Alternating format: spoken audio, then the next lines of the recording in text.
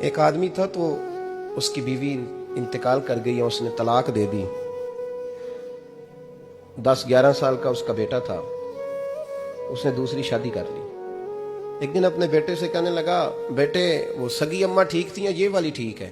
تو بیٹا کہنے لگا, ابا جی یہ ٹھیک ہے. وہ سگی امی جھوٹ بڑے بولتی تھی, سگی امی جھوٹ بڑے بولتی تھی, جھوٹی تھی, یہ سچی ہے. اس نے کہا, بیوقوف تیری ماں جھوٹی تھی. اس نے کہا, ابا بڑی. کہا کس طرح؟ کہنے لگا, ابا جی میں نا کبھی, آپ کو پتا میں شرارتی ہوں, کبھی میں شرارت کرتا تھا نا, کوئی برتن توڑ دیتا تھا تو میری سگی اماں مجھے تھپڑ مار کے باہر نکالتی تھی. کہتی تھی میں تالا لگاؤں گی باورچی خانے کو, تجھے ساری رات روٹی نہیں دینی, تو آج بھوکا ہی رہے گا, بالکل نہیں دینا, ساری رات نہیں دینا. بڑے دعوے کرتی تھی, قسمیں اٹھاتی تھی, پر بڑی جھوٹی تھی. آدھا گھنٹہ بھی نہیں گزرتا تھا تو گلیوں میں مجھے ڈھونڈنے لگ جاتی تھی, اور لا کے نا تو غلطی میری ہوتی تھی, رونا میری اماں شروع کر دیتی تھی. اوے مینوں نہ ستایا کر وے پترا. پھر میری مرضی کا کھانا مجھے پکا کے دیتی تھی, میری مرضی کا. اور پھر میری اماں مجھے تحفہ بھی دیتی تھی. ابا جی وہ جھوٹی تھی, پہلے کہہ رہی تھی ساری رات نہیں دینا, اب آدھا گھنٹہ. یہ بڑی سچی ہے جواب بھائی ہے. میں شرارت کرتا ہوں تو تھپڑ مار کے نکال دیتی ہے, کہتی ہے روٹی نہیں دینی. پھر میں ساری رات رو کے گزارتا ہوں پر نہیں دیتی. یہ سچی ہے, وہ جھوٹی تھی. تو ماں کے درد کو کیا سمجھے؟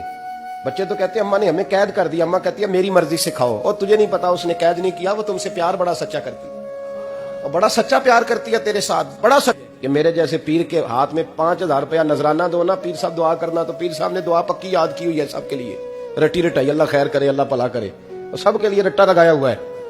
اور اماں کو بیٹا ویسے ہی کہہ جائے, ویسے ہی, اماں میں انٹرویو دینے جا رہا ہوں, ذرا دعا کرنا, وہ بیبیاں منگا کے دعائے تنجینہ پڑھانا شروع کر دیتی ہے, اور ساری رات مسلح پہ بیٹھی. اس درد کو سمجھنا. اور بھائی بڑا ویل ڈریس بیٹا ہوتا ہے, ویل ڈریس نوجوان, وہ 18,000 کا جوڑا پہنتا ہے, 7,000 کا جوتا خریدتا ہے, وہ قیمتی قسم کی گھڑی استعمال کرتا ہے. لیکن اسی بچے کے جب اپنے بچے ہوتے ہیں نا, تو بیوی کو کہتا ہے یہ لے 10,000 روپیہ, بچوں کے کپڑے خرید لے, میرے صحیح ہیں, ابھی کل ہی تو خریدے تھے. اور باپ, اور تو سمجھا ہی نہیں یار, 30 سال باپ نے جوانی ساری سعودی عرب کو دے دی, لیکن تیرا خیال رکھا تو ماں باپ کے بارے میں.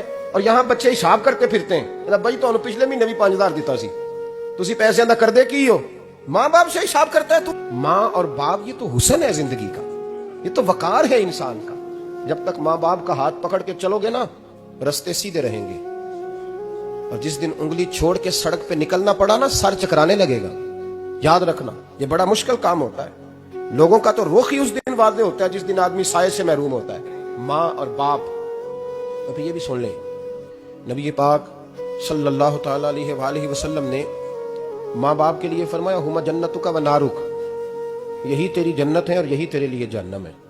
اگر یہ راضی ہو گئے تو تیرے لیے جنت ہے, ناراض ہو گئے تو چاہے تو 100 پیر کے مزار پہ حاضری دے آ, لیکن جب تک ابا راضی نہیں اتنی دیر تک اللہ راضی.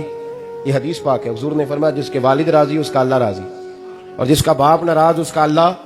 ہاں بے شک, اب یہ حدیث ہے نا, تو سارے ولی ایک طرف بیٹھ جائیں, کہیں یا اللہ بخش دے مرید کو, لیکن اگر ابا کہے یا اللہ نہ معاف کرنا, تو اللہ ان اولیاء کی نہیں مانتا, والد کی مانتا ہے. اس لیے بلے شاہ آسمانی اڈ دیاں پڑھنا ہے, جیڑا گھر بیٹھا انہوں پڑھیا ہی نہیں. بھائی یاد رکھو, ماں باپ سے پیار کرو, ان کی خدمت کرو, ان کے پاس بیٹھا کرو, اور ماں باپ کو ٹائم دیں, وقت دیں, چند گھڑیاں ان کے پاس بیٹھیں. آپ یقین کریں ابا جی سے آپ مشورہ کر لیں, صرف مشورہ, مرضی بے شک اپنی کریں, لیکن اس مشورے میں آپ کو اتنا سایہ ملے گا کہ زندگی میں کبھی ناکامی نہیں ہوگی. تو پھٹے پہ جو نلائق ہماری طرح کا بیٹھا ہے اس سے مشورہ لینا ہے. والد